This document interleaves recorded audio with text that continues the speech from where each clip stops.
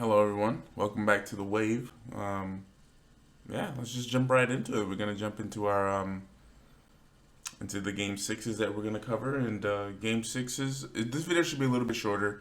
There weren't too many game sixes. There were about three, and we'll just try to keep it to we'll try to keep it short, sweet, and to the point. So the first game six that we had was the New York Knicks versus the Detroit Pistons. And the New York Knicks were able to handle business on the road. I know I said in the previous video that I really, really wanted the Knicks to close it out in the Garden. That unfortunately didn't happen, but we see them get the job done here in Little Caesars Arena. It was pretty good. Definitely a good game from the starters.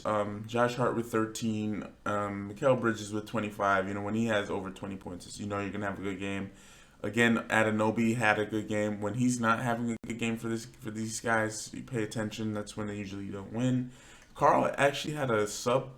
I don't want to say subpar because it wasn't a bad game at all, but it was definitely not the best game he had. 10 with 15 rebounds, definitely not a stat line to like.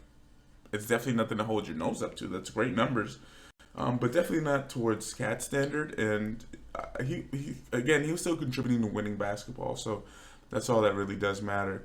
Um, and obviously, the star of the show, Jalen Brunson, with 40, with the game-winning dagger, honestly, with the pullback um, to Thompson for the like just to hit him in his head. It was a great match. Detroit was definitely winning at a certain point. They had New York on the ropes for a little bit, but honestly, I believe it was the Pistons' poor three-point shooting. Um, and just their how many turnovers they had? They had 23. No, I lied. They had 15 turnovers. It was pretty even on the turnover foul battle. Hence why the game was so close.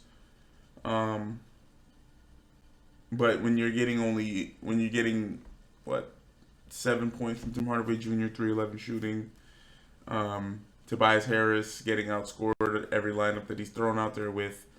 Um, not playing really much defense on the floor. It could show. Again, I liked what I saw from Asar Thompson. I liked what I saw from Jalen Duren. Those are two good bigs that the NBA should definitely keep their eye on. Certain teams would love to have players like that on their team.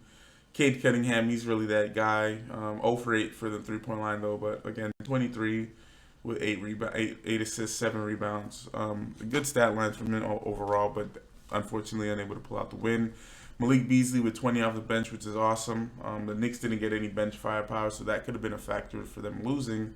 But luckily enough, it was the starters got the job done.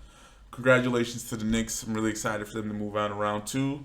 I know I hear a lot of. We'll get into a video where we talk about our round two predictions, but I'll give a little preview that I don't think the Knicks are dead meat just because they have the Celtics matched up. In fact, I think that even though they didn't beat them this season, I think they have enough fuel to show them that they can take them, and especially seeing Orlando have such a easy time or give Boston a hard time, and they're not good scoring.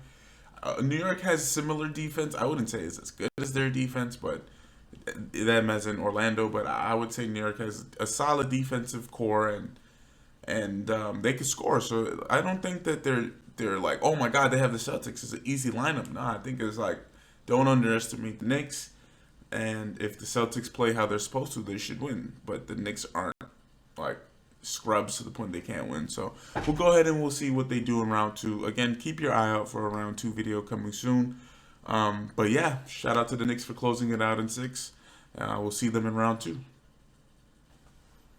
All right, next is the Denver Nuggets and the LA Clippers. And in this game, in all honesty, James Harden really played. He really came to play. Same thing with Kawhi Leonard. Norman Powell was amazing in this game. He was 9 for 15 shooting. Nicholas Batum with some good passing. He had 6 assists. He was able to hit 2 threes himself, and yeah, the bench came through with what? That's like 20 points off the bench, if my math is right. It was a good performance. Again, we got to talk about the elephant in the room, and the elephant in the room is really Michael Porter Jr. In this series, he hasn't had his best, and as you can clearly see, his minutes got pulled, and he went straight to Russell Westbrook. You could see he kind of had to counter him out a little bit, even though like Westbrook, he went 5 for 10, 50% from the field. Not a bad game at all with 10 rebounds. So he had a little double-double, almost near triple-double level for Westbrook, to counteract the fact that Michael Porter Jr. not only could he not score, but he couldn't play any defense either. And all the other starters were were in that plus-minus 5 range, while he was the outlier with -24. So he was definitely on film a liability for the team that night. Again, 40% shooting from the field. The Denver Nuggets, 40% from three is pretty good. 27 threes. It's just not enough when Michael Porter Jr. is only giving you 5, and this isn't the first time we've had this conversation where he's only giving you 3 or 5 points. He needs to play better, or if not, he has to hit the road, and it's just as simple as that. Let's go ahead and take a look at the Clippers, though. Kawhi Leonard with 27, 50% shooting. A little subpar from 3, but we never really needed Kawhi Leonard to hit like 5, 6 threes a night. He'll get to his spots. 27 and 10, 5 assists. Great stat line. Zubac, again, I'll always continue to give him some respect, even though these numbers, the last 2 games haven't been as flashy, I would say, as we would like. Still, it's always solid when you're big to give you 10 points, and 6 rebounds, 3 blocks. Like, come on, he's showing up in other areas where it matters. Shout out James Harden, 28, 50% shooting. James Harden, he just does his thing. Nothing really much to be said there. Norman Powell, shout out Norman Powell, honestly, especially from his days back in Toronto. He's definitely one of my favorites as a player. He's a good basketball player, and I'll give him his respect. He's pretty good. Chris Dunn, surprisingly, not too good tonight. He's been having himself not wishy-washy. There's some games that's been very good for him, but not tonight. And but again, Harden, Powell, and Kawhi Leonard, those 3 guys came to play, and unfortunately, it wasn't enough for Nikola Jokic in his 25 and 8, and Jamal Murray had flashes of good play like he had in game 5, but not near the 40-point bomb again. And again, it's just when the rotation is this short, where you're only playing like 8 people, and you're not getting anything from one of them. And DeAndre Jordan, he only played 3 minutes, so does he really even count? You know what I mean? So you have Jokic playing 42 minutes, like Jamal Murray 44 minutes. This is a recipe for failure. And even if the Denver Nuggets do make it out the first round, just this philosophy going in versus they would have to play the winner of the winner of OKC. That's not going to work. So again, hopefully they can re-game plan or find a solution somewhere. But let's see what they decide to do. Again, I still have the Clippers in 7. I think they can pull it off. I can smell an upset. I don't know why, but I'm taking the Clippers in 7. I think, but again, that's my choice. That's my stance. I'm taking LA. Doesn't take away anything from Denver. They're former champions. They can definitely win that game. I just got to go with the Clippers. That's my choice for the matter. But again, this has been the most entertaining series we have, and we're gonna have for Game 7, and I'm excited. So yeah, we'll see you at the Game 7 videos for that. But yeah, on to the next one.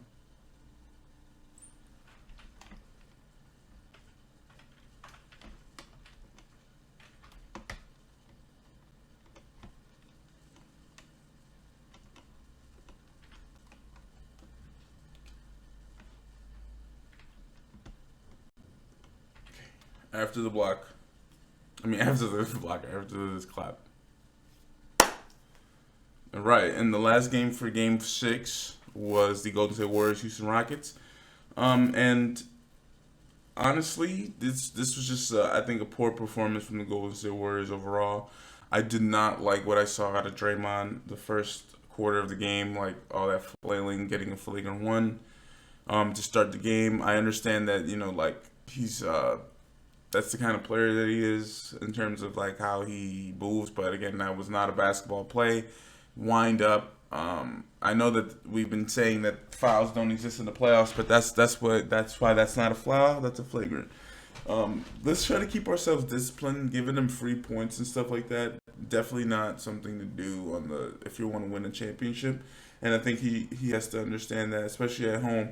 It's not like you're in Houston and all that stuff. These guys are young and they're gonna play tough, and you guys are former champions, so you got to be able to dish what you deal. So if you're gonna be tough, like you got to be, you gotta, I don't know how else to really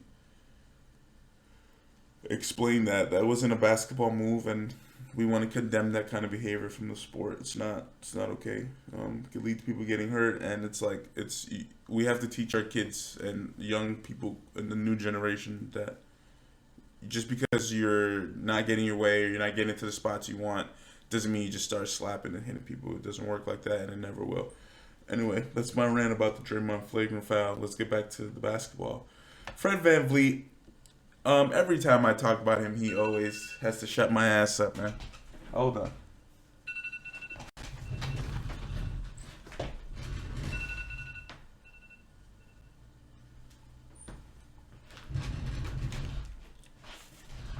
We'll cut that out. Every time I talk about Fred VanVleet, he does the opposite of what I talked about the time before. The first 3 games he was piss poor, like it was horrible. He was really bad. The last 2 games, the last 3 games, he's been on fire. He's literally averaging like what in the last 3 games over 20 points a game. He played great. Sengun played good, 21. Jalen Green, even though he only had 12, he was a part of some good lineups out there.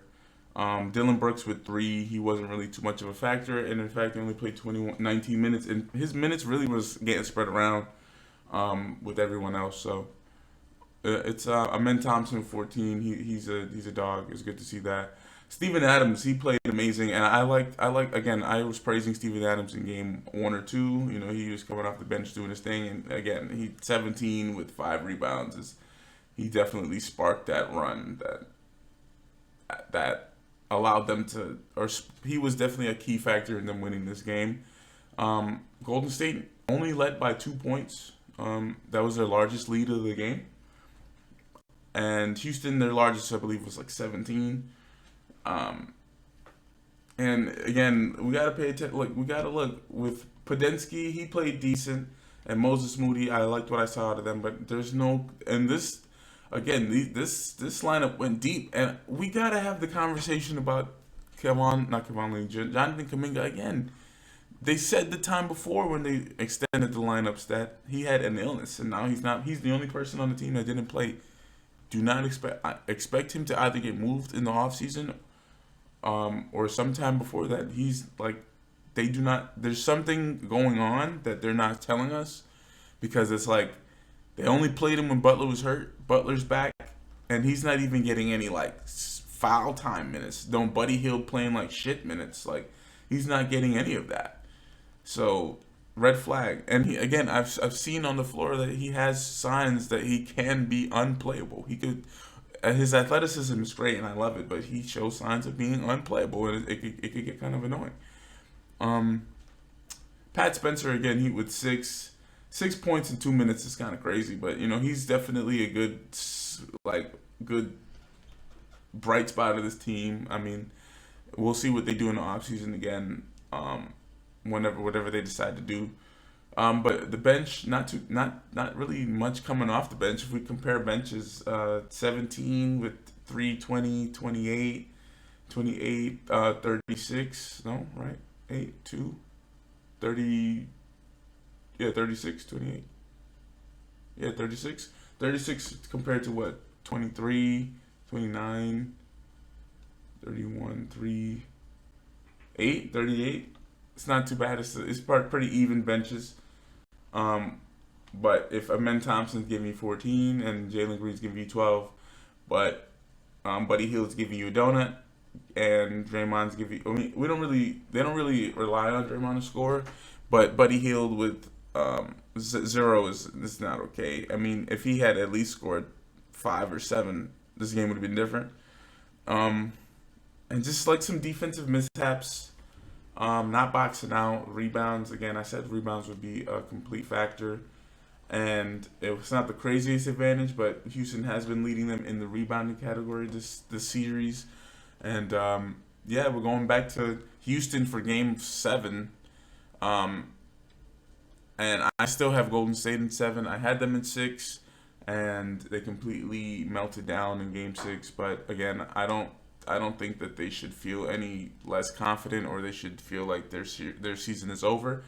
I just think they should be trying to give themselves more of a break so that when they do have to face harder and harder teams, they're more rested and they're better prepared for it. Instead of having to play Game 7 to watch game round 2 start the next night for you to jump in the night after for a game.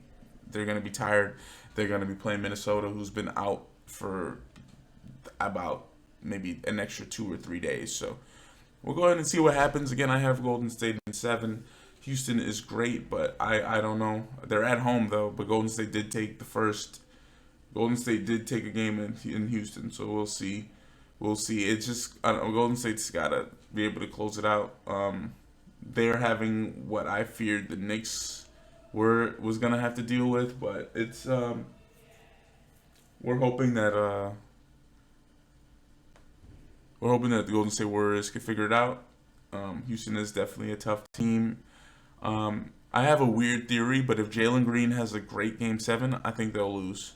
It's weird, but I'm gonna go on record saying that. If not, obviously I'll humbly take my pie to the face. But I think if Jalen Green has like a 30 bomb, I think the Houston Rockets lose. I think when it's a well split up scoring action, that's when if Fred VanVleet doesn't play with 29 or he's hitting like 6 for 9 threes with Jalen Green, I don't see them winning. If Jalen Green is your leading scorer, I think the game might be over. So we'll go ahead and test that theory. We'll see how it goes in Game 7. But with that, I want to thank you guys so much for joining the wave. It's been crazy. Round 1 has been taking a long, long time, but we've made it through Game 1, 2, 3, 4, 5, 6, and I'll see you guys for Game 7 for the results of the Golden State Warriors and the LA Clippers. But those have been some great series. The Eastern Conference is pretty wrapped up, and we're gonna get started. Just be on the lookout for the round 2 video where we just talk about what we see and our thoughts, update our predictions from the play-in and the round 1 talk. But hey, I'll see you guys on the next time, man. It's been an awesome, yeah, it's been an awesome NBA playoffs. So yeah, I'll see you guys on the next installment. Peace out, ciao. I'll see you later.